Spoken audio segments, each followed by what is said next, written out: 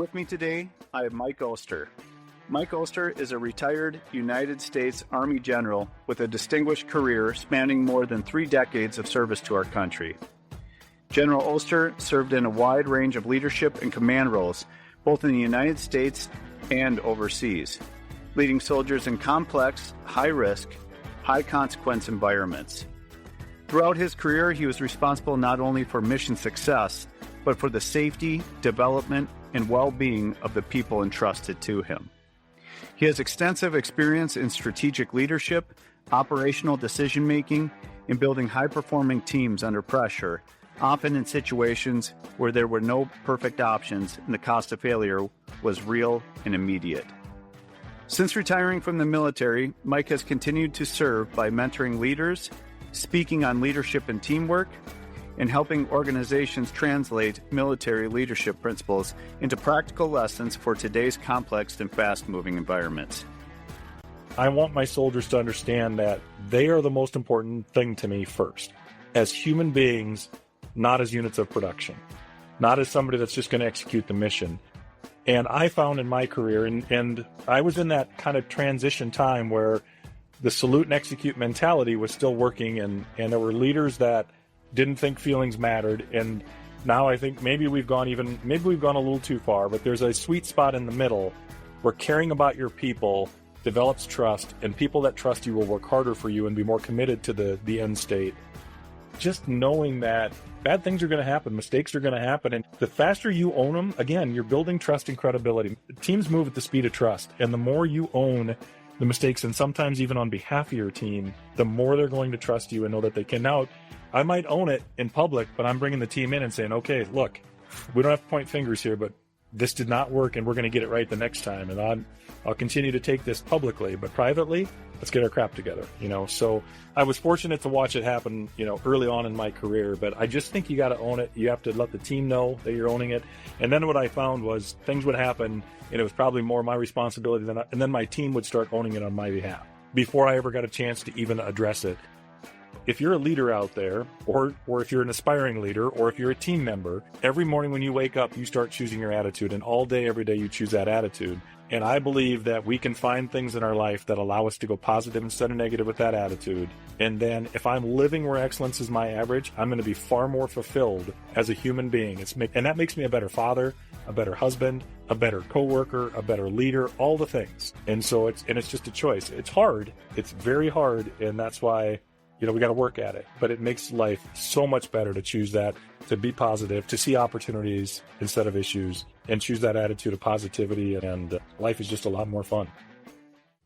Welcome to Iron and Empathy, the podcast where we explore what it truly takes to build strong, resilient teams in high-stakes environments. I'm your host, Drew Moldenhauer. Iron and Empathy is proudly sponsored by Blue Ethos Specialized Training, a national leader in workplace violence prevention, active threat preparedness, and de-escalation training. At Blue Ethos, we don't just focus on safety. We help organizations improve workplace culture by strengthening communication, increasing situational awareness, and creating environments where people feel supported, empowered, and prepared to intervene early before problems escalate. Thanks for being here. Let's get into today's conversation. With me today, I have Mike Oster. Mike Oster is a retired United States Army general with a distinguished career spanning more than 3 decades of service to our country. General Oster served in a wide range of leadership and command roles, both in the United States and overseas, leading soldiers in complex, high-risk, high-consequence environments. Throughout his career, he was responsible not only for mission success, but for the safety, development, and well-being of the people entrusted to him. He has extensive experience in strategic leadership, operational decision-making, and building high-performing teams under pressure, often in situations where there were no perfect options and the cost of failure was real and immediate. Known for his calm presence, integrity, and people-first leadership style, General Oster consistently emphasized trust, accountability, and character as the foundation of effective leadership.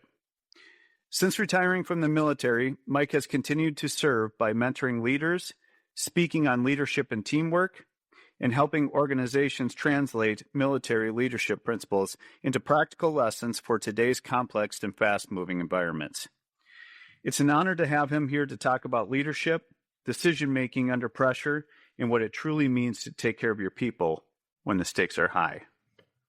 Thanks for being here, Mike. Hey, Drew, thanks for having me. It's an honor to be on your podcast and be hanging out with you again today. Fantastic. Yes, I think the last time I saw you was in Bismarck last July, so it's great to see you again. North Dakota, of all places, what a great place to hang out in July, probably better than January, right? Absolutely. So Mike, for people who may not know your background, can you walk us through your military career and what ultimately shaped you most as a leader? Yeah, absolutely. When I was a young boy growing up on a farm, my dad, I don't know that he really wanted to be a farmer, so there wasn't a lot of smiling and laughing when it was farming time. When we were doing other things like family outings or, when he'd come to our sporting events, we saw kind of a different, more light-hearted side of him. But when I really saw him smile and laugh was when he would get the old Kodak slide projector out with the carousel on it, and he'd all of his slides in it. And he would put it up on the dining room wall, and he would show us pictures of him serving in Korea during, when he served in the Army in the Korean War. And man, he would just light up when he was telling those stories, big smile on his face, talking about his old buddies back in the day, pictures of him leaning up against an Army tank, his OD green uniform, cigarette in his hand, big smile, crew cut, good looking soldier. And I thought, man, I want to be that guy. I want to do that. But all my brothers and sisters also went to college, and I'm like, I want to do that too. And I found this thing called the Army National Guard that allowed me to do both. And I was very proud to wear the uniform, and it was great to get some college benefits out of it. But I really thought it would be a 6-year deal, and because you can sign up for a six-year commitment. And I would do that, get my college done, and move on. And about 4.5 years in, they sent me off to officer candidate school because I was going to be a degreed soldier, which is what, the hardest part to get, to go to that training. And when I went to that training, I saw an opportunity to start trying to impact some of the things I thought were wrong with how we were doing business, right? Like I was going to fix the Army, and I was in a leadership role. And, as a lieutenant, I was going to have all this control to make change. And just little by little, it kept kind of sucking me into the next thing and the next thing. And right when I graduated from officer candidate school, Desert Storm and Desert Shield happened. And man, that was, and I didn't deploy to that. And that was a very emotional time for me because I felt like I should have and didn't. And so that kind of sucked me in for more years to kind of make up for it, I guess. And then, when 9/11 happened, by that time I had gone full-time active duty in the National Guard. And it was supposed to be an 18-month assignment. I was a private business owner. I had started my own consulting firm in human resource and labor relations. And in the middle of that temporary, what was supposed to be temporary assignment, 9/11 happened, and it became a 20-year active duty commitment in my mind. A couple of deployments to Iraq and Afghanistan, and working for some incredible leaders along the way, working for some not such great leaders along the way, learning from both. And it just sort of kept evolving, right? It just was a time, an opportunity, and it felt like the right thing to do. I have an incredible wife that I've been married to for 37 years. The only thing I've been committed to longer than my military service is my wife. And unbelievably supportive, right? Allowed me to continue to serve and wear the uniform. We raised 4 kids. I think they were proud of our service because it's the entire family, the entire unit that serves. And so it just felt right. And so I stayed for a very long time. And when you see the impact that you make, right? I mean, now when I go out and talk to people, one of the things I talk about is finding that thing that gives you purpose. And I never lost that while I was wearing the uniform. I always felt like I had a purpose in uniform. And of course, when you're in a deployment situation in the combat zone, that purpose amps up. And so, that was probably some of the most impactful things I did were those deployments. And quite frankly, the lead up to them, 18 months ahead of time, preparing for those, preparing a team to go to those. And then just, seeing how leadership worked along the way and what we could do or how we could maybe do it different, better, take care of people, but still get the mission done. And so it just kept me in there for a very long time.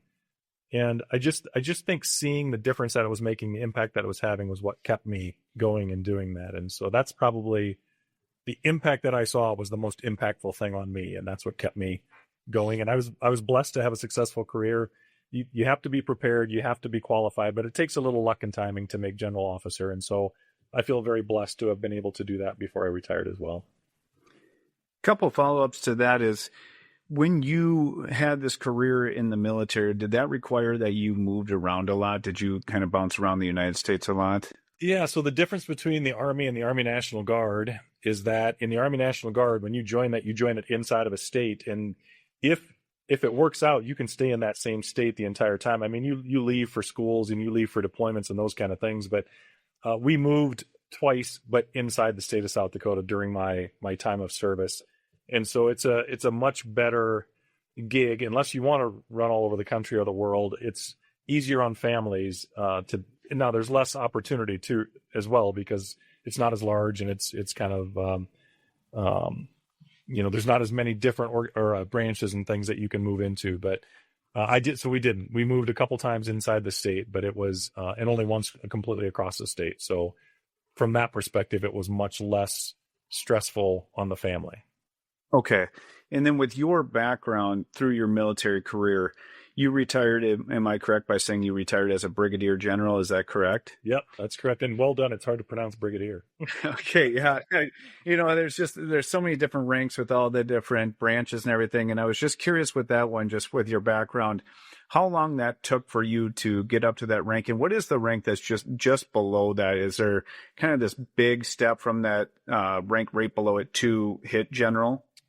Yeah, so to answer the first part of your question, it took about, from the time I was commissioned to the time I pinned on a star, was almost 29 years. And so it took some time. And the rank right below that is full bird colonel. And so there's really three categories of officers when you get commissioned. You get into the company grade, which includes our warrant officers on the Army side. And so your company grade is a lieutenant or a captain. Then you become a field grade officer, which is major, lieutenant, colonel, and colonel. And then the third category is a general officer, or what we call a flag officer. And so the big jumps are from major to captain, because you go from company grade to field grade, and then from colonel to wearing a star, because you go from field grade to general officer. And so those are the big ones. And that's why when you get to that 1 star and above, and there's 4 levels of general, right? Brigadier, major, lieutenant, general, and then general. So making that leap, because there's so few, that's why it takes some luck and timing. A lot of qualified officers end up retiring as full bird colonels because there's no slot for them to go into. Okay, and that was going to be my follow-up question. That is, just because I've never met any other generals in my life, and I have some friends that were in the military, is when you do take that step from full bird colonel to general, is there, like you were talking about, how does that selection process work, or how do they, do they kind of come find you? Is this something you apply for, or how does that process work? Yeah, so the requirements generally, not always, but generally, the requirements include having a brigade level command, which is a full bird colonel commanding at the brigade level. That's generally a requirement. And then you have to have, on the Army side, you have to be a graduate of the United States Army War College. And that's a competitive process. So you apply to get into the War College. Only certain people are selected to go to that. Even a small percentage of the people that go through the War College get actually picked up as general officers. But those two criteria are probably the largest. And then there has to be a specific job opening for you to be considered for. And typically, you don't apply for those. You're selected for those. You get put on a promotion list. And then as you rise to the top of that promotion list, you start to get considered for those. And then you get selected into those jobs. Occasionally, there'll be an opening that you can apply for, but it's mostly a selection process based on an order of merit list or a promotion list. Fantastic. Okay. Just curious too, with my background in being a police officer is much different, going for chief and everything. So it's just general curiosity for that as far as how you work up those ranks. Yeah. When you look back on your career, what moments stand out to you as the ones that changed how you lead people? Was there specific times for that, or what would you say about that? Yeah, it's kind of funny because the biggest wake-up call I ever had, I didn't realize was a wake-up call until probably 10 years after it happened. And I was actually at officer candidate school trying to become a lieutenant so I could be a leader. I was fortunate the way I was raised. I was empowered and by my parents, and I was always able to articulate myself and communicate well. And so you sort of become this person that people listen to or look to lead, or you default into situations that you kind of get this leadership feeling. So by the time I got to OCS, I had been kind of anointed in different places that led me to believe I was a pretty good leader. And as I'm going through training to actually get pinned as a person that's supposed to lead, I got a little ahead of myself in what I thought I knew. And I didn't realize it at the time, but I was kind of a micromanager, and I was kind of stepping on other people that were trying to learn to lead and getting in their way and trying to help them when they didn't really need my help, or their way would work too. It didn't have to be my way.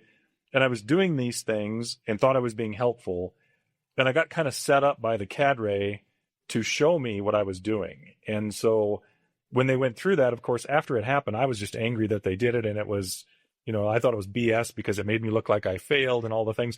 It wasn't about we failed the mission, but it was because they inserted some things that made it, you couldn't win the way that they ran the exercise. So I was just mad about that. I wasn't seeing the lesson they were trying to teach me. They even explained it to me, but of course I wasn't listening. Right.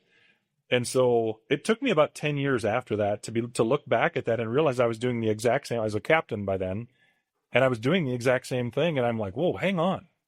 And it made me go back to that.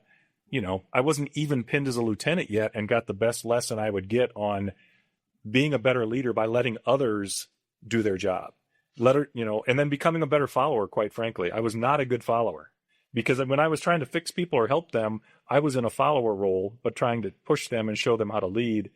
So I learned to follow from that. And so that was definitely one of the most impactful things that ever happened in my career. Lots of little life lessons along the way, and opportunities for growth, failures that fail forward, opportunity kind of things. But the best leader I ever worked for, and this is pretty high praise because I worked for a lot of amazing leaders. The best leader I ever worked for taught me that great leaders put the most powerful, intelligent, capable people around them. And you would think that would be a no-brainer, common sense. Everybody would do that. But I watched a lot of leaders keep those folks at arm's length because they didn't want to look bad. And this guy built teams that were as good or better than him. That was a huge life lesson. No, I think that's fantastic. And when you think about that, when you have those people that are around you, and especially, I don't know your thoughts on this, but even putting people around you that disagree with you, that you bring an idea to and you say, I don't want everyone to agree with me on this. I want you to poke holes in this. I want your opinions on this. That's why I've, entrusted you with this. Tell me what I'm doing wrong here, or help me out with this. I mean, that's a lot of what you're talking about there. I think that's what you want is with your leadership team, is you want people to come together. But tell me if this isn't making sense, instead of just surrounding people with like-minded all around you. No, I couldn't agree more. The prospect of having people in the room that all agree means that those people don't need to be in the room. Right. If we all agree, we got the wrong team. It's absolutely, it's absolutely about getting people in the room that can articulate their thoughts, and having a leader that doesn't say things like, well, I want to talk last because I know when I talk, everybody else will stop talking. Well, if you have to say that, you've already got the wrong people in the room. They need to know that they're empowered. And if they say something, you're actually listening. You're not starting the meeting with a decision in mind and pretending. And I watched a lot of that, unfortunately. But the ones that came into a room and just wanted to be briefed, educated, and get a better solution than they could come up with on their own. Yeah, you're exactly right. Now, I also don't want people in the room that just want to fight and want to argue with everything, and just because it's not their way. So you have to kind of weed that out, right? So you don't always have to have another opinion, but you need to feel empowered to voice it when it matters. Great point. And you've led in environments where decisions had real immediate consequences. In your opinion, we're kind of on the topic right now, but what separates probably a lot of good leaders that you work with from great leaders in those moments, would you say? Yeah, the good leaders they understand that if you make unilateral decisions without input from others, the ramifications could be great. And when you're in a situation, a combat zone and things like that, they recognize that it's probably important to get input. But then the more input they get, the harder it is for them to make a decision. The great leaders take all that input, and their ability to execute and own the decision is what I think makes the team, regardless of the outcome of the decision, the team is far more committed when there's a strong commitment to the decision, and it's swift, right? You don't make a decision until you have to, but when you have to, be ready to make the decision. And so the great leaders are the ones that they take the input, they make that decision, and then they make you all feel like that was the only right decision. And that's what great leaders, and then you walk out of the room going, man, that was a great meeting. Good leaders take the input, but then they kind of waffle, and then we don't leave going, well, we leave going, are we sure this is, well, the old man said, so I guess we're doing it. So that's the difference. And they both work, but that's a fine line between good and great. I love that. That is a really good point. And when you're saying that, that's just bringing up some memories. I really like that. And when you were your brigadier general role, about how many people did you have under you total that you were responsible for? Yeah, so it was the Army National Guard in South Dakota at the time. So it was about 3,100 soldiers. Okay. And with that 3,100 soldiers, how did you personally manage, you have 3,100 people that you had to personally manage fear, uncertainty, and responsibility when the stakes were at their highest in making these decisions? How did you balance that? Yeah, so this is where I think law enforcement and emergency management and disaster response and the military kind of align, in that if you have more than 3 to 7 direct reports, you're going to spin out of control, right? You need to have it, and you don't want too much hierarchy, but if you're leading 3,000 people and you have 15 reports, 3,000 people are going to be very disappointed in their leadership at the top. So I had 4 brigade commanders at the time, and then a couple of senior staff that reported to me. And so that immediate team of 6 to 7 people, it's really about them bringing in what they're doing, and but then empowering them down to say, look, you need to lead at your level and your leaders need to lead at their level. And if it rises all the way up to me, I'm going to assume that we've either lost somebody, or we need to fire somebody, or we have a catastrophic decision to make, because otherwise I want to empower you to make those decisions. And which is easy to say, it's harder to execute and be okay with it, because people will not do business the way that you would do business necessarily. And so you have to, when you empower people to do that, you have to know that the desired end state needs to be very clear. If I want all the rocks in this pile moved over to this pile, I need to make it very clear that all the rocks. Now, if there's a certain way I want them stacked, I can tell them that. But beyond what the desired end state is, let them worry about the how. And when they're worried about the how all the way down, they know that they have to make sure that the people that are responsible to execute at the very end are also empowered, but have every tool and resource that they need, which means soft and hard skills. I need my soldiers bringing their best self every single day, so that our ability to not just accomplish the mission, but survive and accomplish the mission, but pushing that all the way down is the only way to manage. The higher up you go, the more you have to trust the people that fall under you to lead at different levels below you. And I believe that's why you see certain people rise up, because they understand that and can do that. And typically, if you're not able to do that, you're sort of weeded out. Not always, but most of the time. Okay. And what's the biggest leadership mistake you see people make when they're under that extreme pressure that you've seen? And maybe even yourself that you've made, or you just notice like, oh boy, that was something I learned maybe from someone else or from yourself. Yeah, I would say that, stress causes people to make rash decisions. And if you don't have guardrails in place, you'll kind of get off where you shouldn't be when you're trying to make those decisions. And so I think the biggest thing when you talk about preparation is having if-then scenarios, and for just about everything that could possibly happen. The biggest lesson I got when I was a battalion commander in Afghanistan, and we had this before that, we had it along the way, but it really didn't have the impact on me until I realized how important it was going to be. But we had battle drills, right? And so battle drills are nothing more than if-then situations. If this happens, then we do this. But it's a step-by-step process that any soldier can go to the book, open it up, and say, we're taking indirect fire from outside the compound. That's battle drill 27. Okay, step 1, here's what we do. Now, I don't want them to have to read that for the first time when we start taking indirect fire. But having those processes in place allows you to not have to make rash decisions when stress starts to happen. Now, certainly the battle drills, what was it Mike Tyson that said a plan is great until you get punched in the face the first time? Yes. And that's true, right? I mean, I want to have that plan, but having those response opportunities in battle drills that people are familiar with allows them to at least have sort of a guide that they can vary slightly from left and right. If I have no plan, then I'm really in trouble. So I think the biggest mistake I saw leaders made, and that I made myself until, as I got a little higher in rank, is just not being prepared. And not what ifing things enough. Like, here's the plan, here's what we're going to do. Okay, what if this happens? And before I said, I don't want people in the room that are in there to just start arguments and want to question everything. But again, one of the things I had to get better at as a leader was I didn't want to hear any of it to start with. Here's the plan, let's go. And then people would start to say, well, what about? And I'd be like, don't bother me with that. Right. Well, right. It's important to ask some questions, right? And again, there's a line, but you have to ask some what if or what about, or here's what the plan is, here's what we think. And then there's the most likely course of action, but there's also other things that are possible.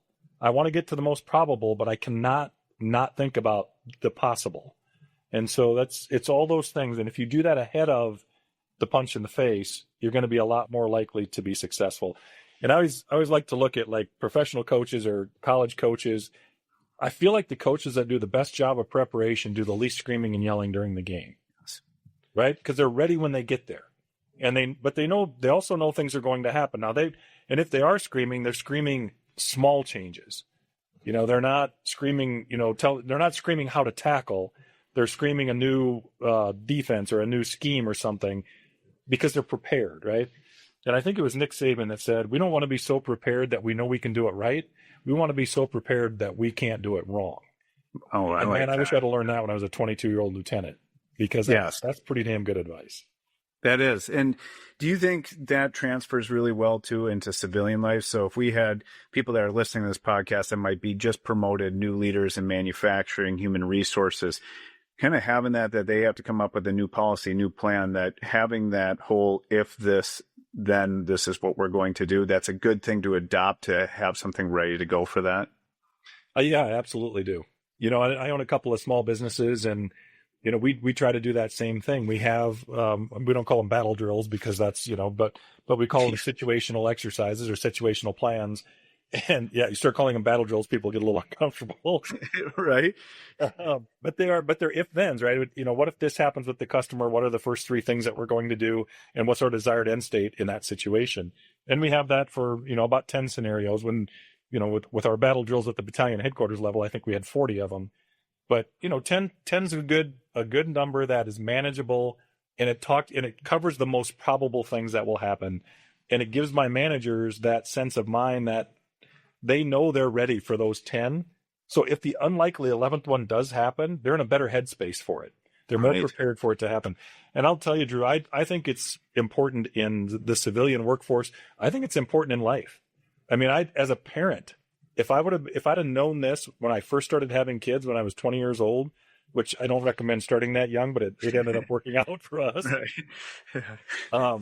Battle drills for that kind of stuff, right? And you can call them battle drills. If you've raised teenagers, there's going to be battles. And so you might call them battle drills in parenting. But even that, right, for your family. Well, what if this happened? And my wife and I wish we'd have had some drills for, what if we run out of money? Or what if that bill is bigger than we think? Or what if... And just being prepared for it doesn't mean it's going to be simple, but the reducing the stress of what to do and how to do it would have made life a whole lot easier. And so I'm a big fan of people putting things in place that, what do I do if this happens? And just be prepared for it. Don't catastrophize about it and think, oh my gosh, No, it's being prepared for what could happen. And I want to be prepared for if I win the lottery too. So I have a list of things I'm going to go do, right? There can be battle drills. I love that. And I think that's such an important thing, because it instills confidence in your people too, because then they're ready that if that question does come up, they're ready to go with it, and just preparing them for that. There's nothing worse than not being confident or not being prepared for something. And I think that's so important. One of the questions I had was, the military is often seen as a rigid and command driven kind of area. Yet empathy is critical. How did you balance authority with genuine care for your people? Yeah, so it's an interesting dynamic, right? The military, we have a command authority, and if people haven't served in the military, command authority means if I give you a lawful order and you fail to follow that lawful order, or you refuse to take the order, I can actually have you put in jail. right? I can have you arrested for not following. And I think law enforcement's got some of that same stuff. Mm-hmm. If I'm a bank president and I tell my loan officer, you will do this, they can say, yeah, I'm not really feeling it. I can terminate them, but they're not going to jail, right? Right. So it's a little bit, you can be very direct. And that's important because if we're standing at the bottom of the hill with bullets raining down and we need to take that hill and I give an order to take the hill, I need people to salute and say, yes, sir, in that situation. So there is an extreme scenario where command authority will always be necessary in our military. I think what we have found, at least we found in the 3 decades that I served, from the time I started in the mid-'80s until I got out in 2022, it changed from a just salute and execute to, okay, I got this, sir, and I'm going to follow your order. It'd be helpful if I understood why. And I don't think there's anything wrong with that, right? I think if the soldier or the leader below you or the people along the way understand the why, there's a better chance that they're going to adapt and overcome when the plan starts not working. And they'll get to the desired end state because the soldiers today are more capable, they're more educated, they're more connected than we were back in the day. And so I think there's a place for you to build trust by showing empathy. And that means that I want my soldiers to understand that they are the most important thing to me first, as human beings, not as units of production, not as somebody that's just going to execute the mission. And I found in my career, and I was in that kind of transition time where the salute and execute mentality was still working, and there were leaders that didn't think feelings mattered. And now I think maybe we've gone a little too far, but there's a sweet spot in the middle where caring about your people develops trust, and people that trust you will work harder for you and be more committed to the end state. And so if you can find that balance of treating them as human beings first, but then understanding that one of the ways that I take care of you the best is to demand excellence from you. Yes. And hold you accountable when you don't show that. Because if I truly care about you, then I need to know you're ready, and I need to know that the people around you are ready. So it's a tough balance, but it's incredibly important to find that sweet spot of showing people that you care about them, you truly care about them, so that you can develop that trust and so you can get the most out of them. And at the end of the day, if they trust you and they believe in you, when it comes time to just get to that salute and execute, they'll do it for you, right? I need people following me that know that I would go to the gates of hell for them, and I want them to feel like they would go to the gates of hell for me. If I can get that mutual trust and shared understanding, which are part of the tenets of Mission Command now, to me, those are the two most important parts. Yeah, that's powerful. And that's what I feel with this podcast, that's what it's all about, is building those really good, effective teams, is having that influence where you're going to hold them accountable, but at the same time, treat them like human beings. And I love that message. Yeah, that's why I love this podcast. I mean, iron and empathy together, it's exactly what we're talking about here, right? I mean, we have to be able to wield the sword, but I can care about you. I can put my arm around you when I need to, but I can kick you in the ass when I need to, too. 100%. I think, like you were talking about, that's where even those coaches, everything, they have the most buy-in from their players when they have that. They push them and probably demand the most amount of excellence out of them, but at the same time, they care about them. They're there for them as men and as human beings. So I think that's so powerful. That's huge. Yeah, and you asked me about one of the most impactful things, during my career, and I told you that there was the one leader that rose above the rest, which again, because I worked for some great leaders, so this is... But he was the first person I watched do that. He was the first person I watched. It's like the thing that they do to be funny in the sitcoms now when they say, are you gonna spank him? No, I'm just gonna tell him I'm disappointed. That'll be harder on him than. Yeah. He was that guy, right? He was that leader that all you had to know was that he was disappointed in you, and you would work 24/7 to make that go away. Right? I mean, he wasn't a yell and screamer guy. But it'd have been better if he'd have just come in and yelled and screamed at you. But you just knew that you didn't measure up or do what he expected. And that's because on another, situation when we weren't in that, that salute and execute need or whatever, he really cared. I mean, he would ask you about your family. He would talk to you about yourself. And if you told him something, 3 weeks later, he would remember it and he would talk to you about it again. And this guy was at the time I was working for him, he was a 2-star general and I was a captain. And so it was the most impactful thing I ever witnessed. And, he was the one that taught me to put the best, smartest, most capable people around you because we'll all rise. And he showed me empathy. He literally taught me empathy as a leader. That's fantastic. And what a great guide to have for you. I mean, that's incredible to have someone like that around you that you could look up to, that built that rapport with this team so it could be able to have that influence on them. I mean, that's fantastic. To me, that is leadership just right there. So how did you handle moments when you knew you got it wrong in front of your team? And I know you mentioned a little bit about ownership, and I think this comes across, but there's good ways to do this and bad ways to do it. So I'm just kind of curious with you how you handled those moments when you knew you got it wrong and you had to tell your team. Yeah.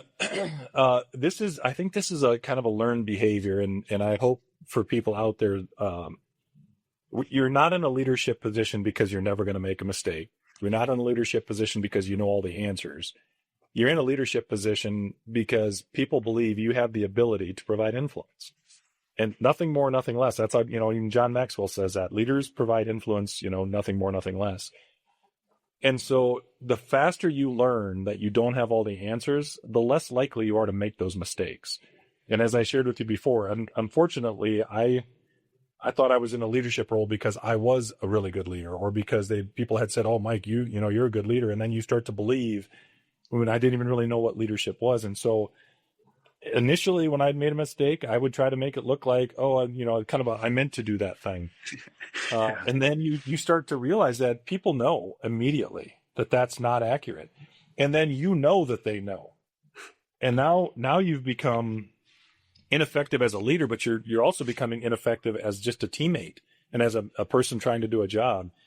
And so it wasn't very long into a couple of those type of episodes where I realized that you just got to own it.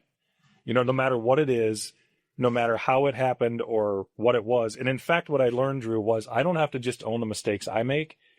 There are certain mistakes that my team would make that I had to own, because it was maybe lack of guidance, or maybe it was lack of support, or lack of right tools and equipment. And so, I was fortunate. Again, I worked for this guy when I was a captain major level. And as I watched him, and he was when something went wrong, he was looking in a mirror. And when something went right, he was looking out the window at the organization. And so he owned a lot of things that he had nothing really, he couldn't have stopped it from happening, right? But he owned it anyway. And boy, I'll tell you what, if something good happened, he would parade you in front of other people and say, "I just want you all to know that Mike did that. Captain Oster did that." And I'm like, I didn't do that, sir. That doesn't matter. I got it, And, right. And he made connections and he did all those things, right? So I think just knowing that bad things are going to happen, mistakes are going to happen. And the faster you own them, again, you're building trust and credibility. Man, teams move at the speed of trust. And the more you own the mistakes, and sometimes even on behalf of your team, the more they're going to trust you and know that they can. Now, I might own it in public, but I'm bringing the team in and saying, "Okay, look, we don't have to point fingers here, but this did not work, and we're going to get it right the next time. And I'll continue to take this publicly, but privately, let's get our crap together." So I was fortunate to watch it happen, early on in my career, but I just think you got to own it. You have to let the team know that you're owning it. And then what I found was things would happen, and it was probably more my responsibility and then my team would start owning it on my behalf before I ever got a chance to even address it. And that's when you have a culture of togetherness and mutual trust. And and that's how our team was in Afghanistan. I was just so blessed. People ask me what I'm so most proud of in that deployment, and I'll tell you, it's the team that we built. I'm so proud of that team, and I'm so proud of how prepared we were, because that's what you started to see was if something, first of all, we stopped using issue and started using opportunity on that team as well. But it was that, by showing them I was going to own it, then they started to own it on my behalf. So it was pretty cool. And you just mentioned something that this is what you mentioned to me, and I want to make sure I get this right, because I think this is so important. It's one of the coolest things I've ever heard you say to me when we were at the speaker showcase together in Bismarck. And you said that when you had your team and there was some sort of issue and they would come to you and it was either an issue or a problem, you would have them say, "This is an opportunity." Am I saying that right? And this is what we're going to do. Okay. Could you tell me a little bit more about that? 'Cause I love that. And I think that that's so fascinating. And I love the way you said that. So you're going to say it way better than me, but could you tell me a little bit more about that? Yeah, it started when I was an executive officer. I was lieutenant colonel at a brigade headquarters. And so I'm basically the guy responsible to set up the staff meetings for the commander and bring in all the battalion commanders and the staff. and brief the boss, on occasion. And whenever you do a briefing in the military, the last slide was always issues. And these people would bring these slide decks in, they brief about the things that they were getting done, and to get to the issue slide, and they would tell you all the things that are wrong and how it's somebody else's fault. And I thought, man, all those things are opportunities for you to find somebody to rectify that, right? A young leader that could take that on and fix that. Find your heroes out there. These are opportunities, not issues. And this is my brain going off on this thing when I'm sitting in this meeting. And before one of the briefings, I changed that because we'd always send the slide deck out. They'd fill it out and send it back. So I changed that last slide to opportunities instead of issues. And of course, when they came back, half of them had changed it back to issues, and half of them had put, stuff that wasn't relevant, or it didn't work to just change the word. So at that briefing, I explained to them what the philosophy was, that I want you to tell us about the opportunities, things that didn't go right, that somebody fixed, some challenge that you had, that you found a hero you didn't know you had. And when we started to get them to change the mentality, not just change the word, but change the mentality of the words, and start seeing things that were happening to their soldiers. And so in a training situation, and this, Drew, you train people on very high intense situations.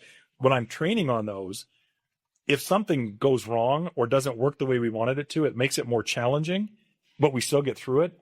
I have better trained people.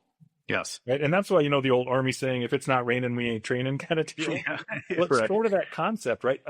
A challenge that is thrown at me that I get through and grow through, it's just an opportunity. I'm just an opportunity to get better or to find somebody. And it happened to me when we were down at Fort Bliss, Texas, we were mobilizing, right? So we're going through our final training. We have this kind of terrible situation that's going to screw about 3 units up that aren't going to allow them to get into country when they're supposed to. It's a pretty big deal. And we had an E6 in our unit, mid-range enlisted guy, had been in trouble, had a DUI, some other things. And I'd kind of written him off. I'd known him for a long time, but I'd kind of written him off. And when this whole thing blew up, he stepped up and said, nope, because everybody was getting ready to shut down the range where they were all going home. He's like, nobody go anywhere. I got this. I'm going to fix this entire situation. And in 2 hours, he fixed what would have taken a staff 2 days to fix. Wow. I mean, he went over and found stuff, and I don't know how he acquired some of the things that he did. I don't want to know. He fixed that entire situation. So I brought him in and I was talking to him, and I found out he was one of the smartest logisticians I'd ever, the way he thought was way different. And what he knew about weapon systems and all the different, I put him on my gun truck in Afghanistan, because I wanted a guy that no matter what happened, I needed somebody that could just think through it. And I realized, so that thing happening, if I saw that as an issue, we'd have shut down the range and everything would have, but those kind of mentalities, if you see it as an opportunity. Now that was a coincidence that he did that, but it really embedded this philosophy to me that if I see something as an opportunity, I take it on way different. It changes my mindset going into it. And people want to be part of opportunities. Nobody wants to be part of an issue. And so if I get people thinking from a positive perspective instead of a negative, they're going to be more effective in what they do. And when it comes to a combat zone, that's vitally important. When it comes to life, it's equally as important, because we're going to deal with that far more than I ever dealt with them in a combat zone. But it's a philosophical change, and it's one I subscribe to. And when I can get people to really understand it, 99 out of 100 of them go, that's how I want to live too. Yeah. And I love that, because like you said, you have a couple businesses as well. And I can see how that could translate so well to business life too, is look, these things happen. This is an opportunity for us to, get a little bit better. We have to go around it certain ways, but we're going to learn as we do this. So that just transfers to everything in life. I love that you do that too, because it changes your mindset, like you were just talking about, from this is just a problem to this negative part to flipping it to being a positive opportunity where you can grow with yourself and your team. That's fantastic. Right. Very good. It's just an attitude that I bring into the fight, and I want that attitude of, yes, I can, rather than no, we can't. It's really kind of that simple. That's really good. Yeah. Or even in sports, your best player goes down. Well, crap. This, opportunity, next man up, or how are we going to fix this, or how are we going to change things around? Yeah, right. Absolutely. In your opinion, Mike, what destroys team cohesion faster than leaders realize? I think it's when the leaders don't recognize the impact that the team is making, when they kind of forget about, we're here because of the team, we're not here because of the leader. And so I would say that the inability to translate success down to the lowest level makes people feel like they're not necessary, they're not important, they're not making an impact, and that they're not appreciated. And, everybody's heard the adage that people leave people, they don't leave organizations. And I think that even though it's, maybe overstated and it's been used too much, I think it's gotten lost and people just hear it and think, yeah, it's just another one of those sayings. But if you're on a team and that team is successful, but nobody tells you thank you or that they appreciate you, or honestly, it's even deeper than that. If nobody recognizes the actual contribution that you made on that team to make that team successful, then they're going to walk. They're going to feel unappreciated. They're not going to feel like they're part of the team. The biggest, I believe one of the biggest things, and this goes back scientifically and Maslow and all the people, but we all want to feel like we belong to something. Yeah. And belonging to something doesn't just mean I show up and wear the same uniform as them. Belonging to something means that at some point somebody points at me and says, hey, you made a difference on this team. You're partly responsible. The fact that you did X, Y, let Z happen, and I appreciate you.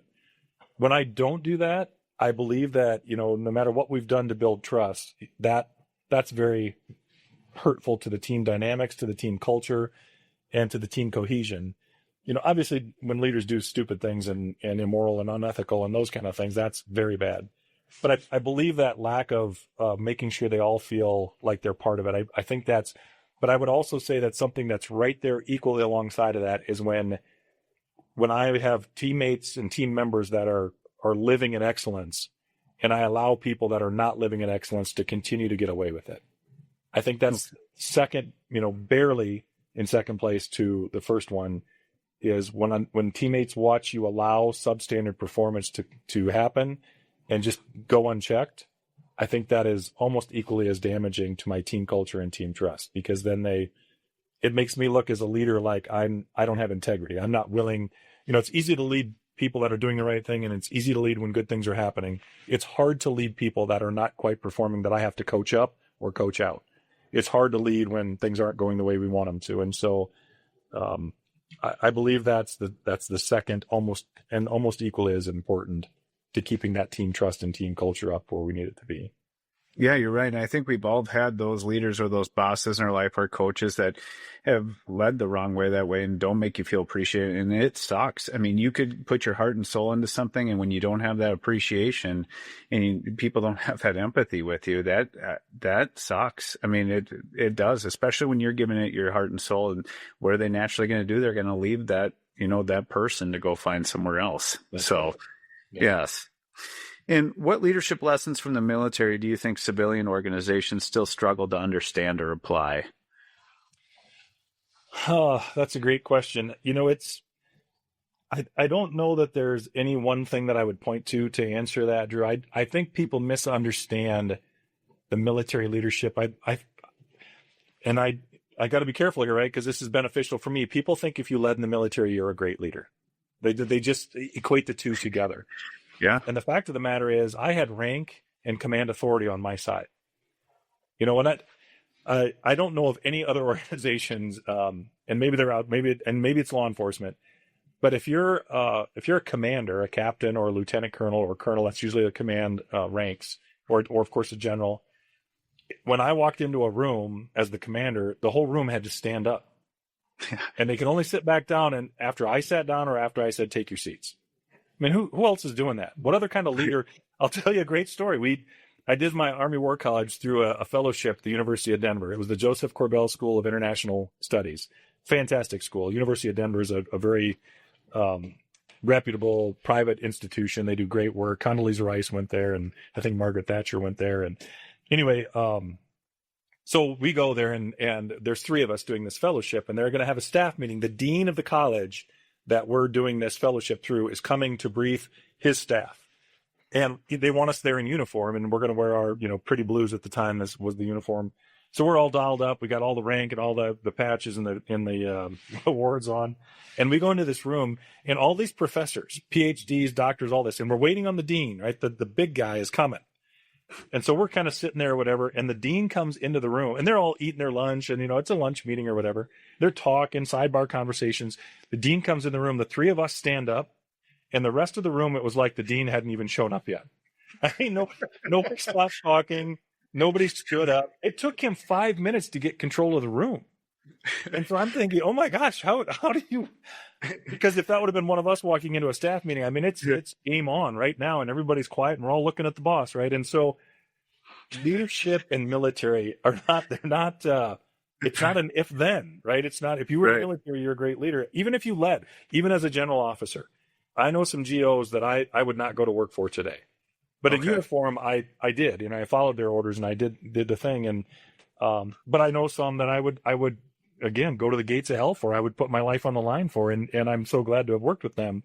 But I think that's the misconception in the civilian world, right? But I think the other side of that, the very flip side of that is they also feel like, well, if you're a retired general, you're very rigid.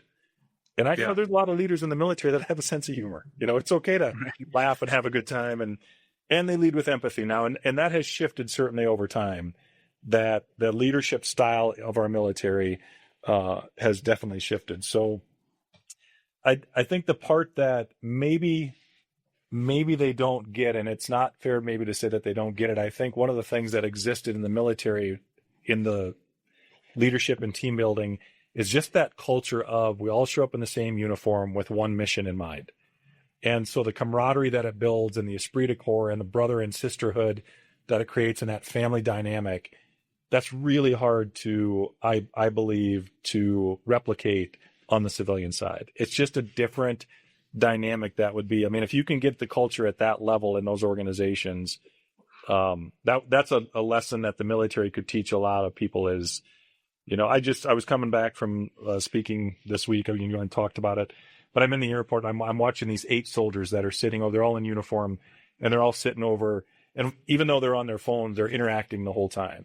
If you put 8 high school kids from the same high school in that same situation, they would just be on their phones. By 100%. But these kids had to talk about Sergeant so-and-so and this deal that they had to do in the last mission and the police call they did to pick up cigarette butts, if they even still do that. But, just because they have those so many common connections and they've gone through something together. And so that's the thing that it's got to be hard to replicate that on the civilian side, and the businesses I own, it's not there, that it just creates such a bond that is, I mean, you run into another law enforcement guy and all of a sudden you guys could talk for hours, never having met before, just because you have that bond, that commonality.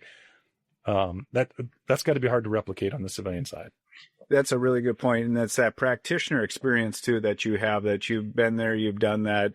You can talk about the things that you've experienced. And it's a different dynamic than the other jobs that I have had. And the one that we were the tightest group was police officers, because you're dependent on this person to save your life in certain situations, and you work overnights together, and it might be one other person. You're in charge of the entire city. If anything's to happen, you two are the only two that are in control of anything that happens out on that street. So you have to have that bond, that camaraderie with each other. And yes, you're absolutely right. Where I was never in the military, but I could see that that's even, magnified even more in that situation. So yeah. And like you said, that, working overnights, when you spend that much time side by side with somebody, you create a different level of bond, right? And yes, so you can, a nurse can meet another nurse, or a pharmacist can meet another pharmacist, and they'll have some common things to talk about, but it's just a different level of bond that has been created in law enforcement or in the military and some of the different professions. And it's so powerful and it's fun to watch, and that's why I just feel so blessed that I was able to not just wear the uniform, but wear it as long as I did and have all the connections and relationships. And man, you run into another veteran and you're having a long conversation, whether you want it or not. Right. Yes.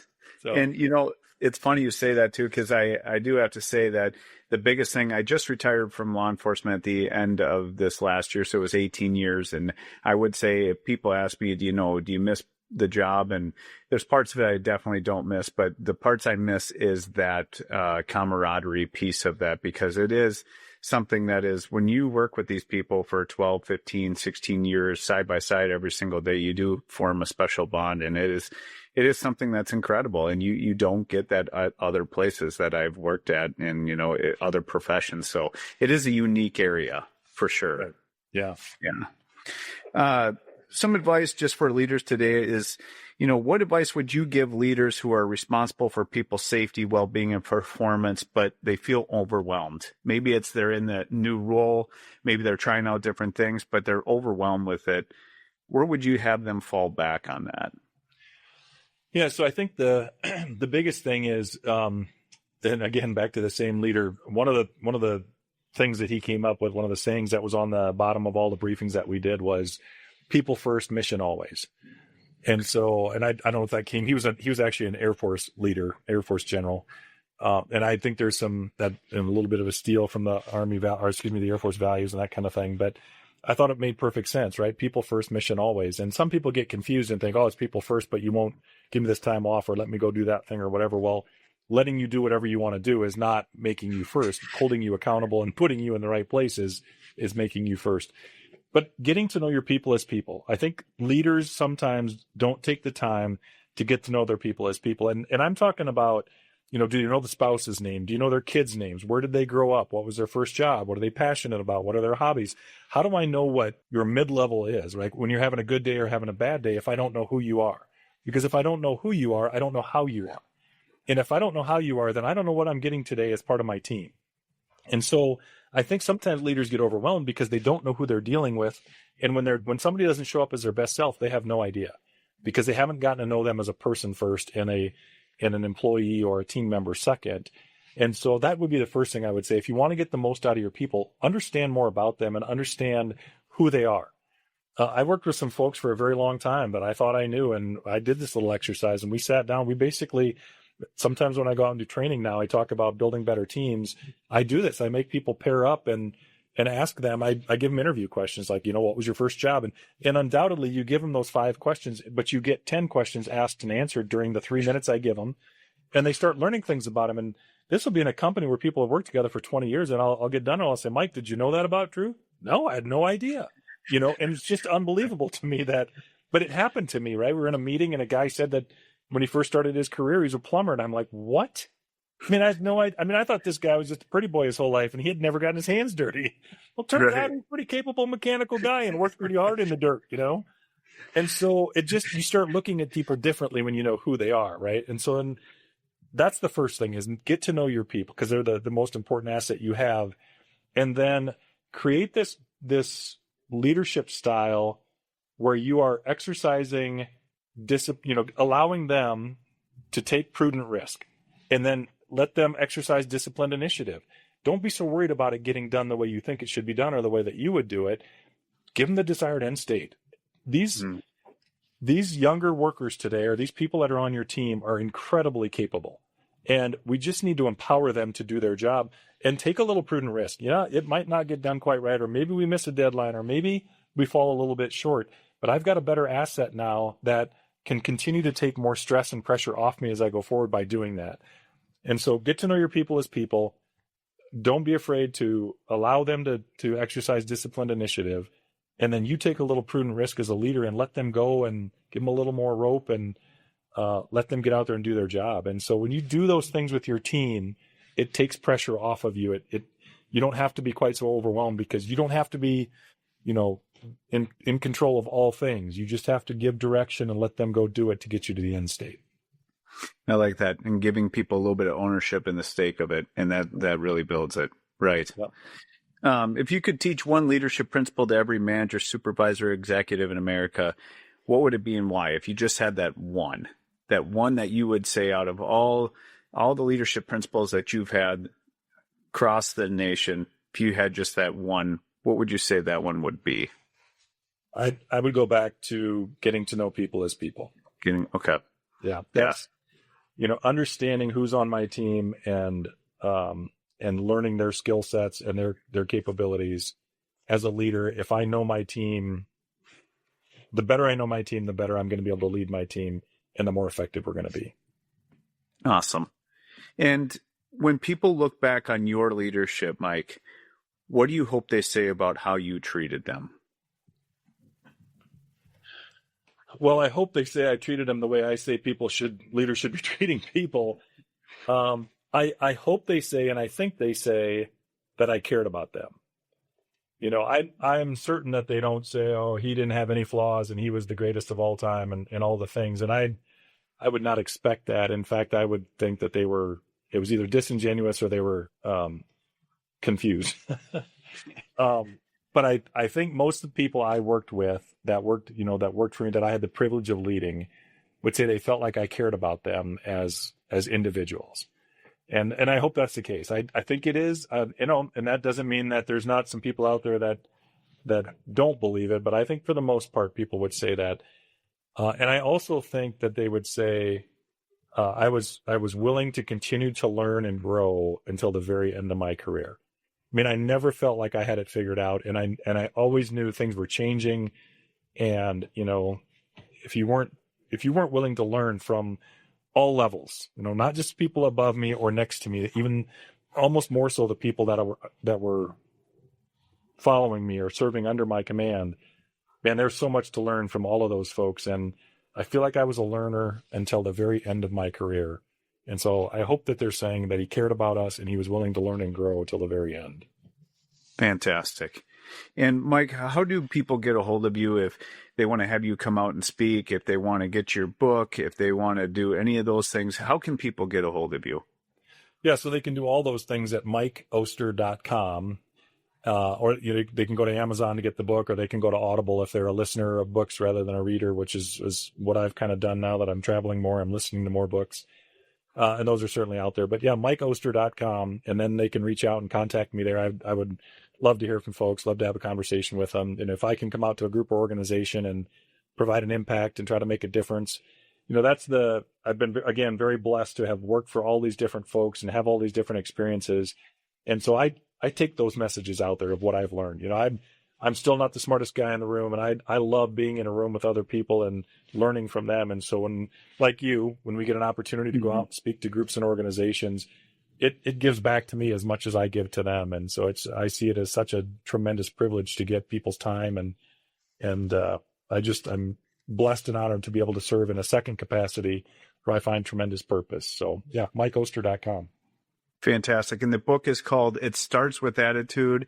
And like you said, it's on Audible. I have it at home. I haven't had a chance to get to it. It's one of the ones that's on my list. I was really thankful that you gave that to me, but I'm really looking forward to this. And fantastic. Right on there at mikeoster.com. And just in closing here, Mike, is there last parting words you have for our listeners today that are looking for leadership advice out there? And you've shared so many great principles, but anything you just want to wrap up with today? Yeah, I guess I'll wrap up with the reference to the title of the book. It starts with attitude. And while I think that I'm proud of that title, I think it's cool, and I think it's one people look at and it's kind of catchy.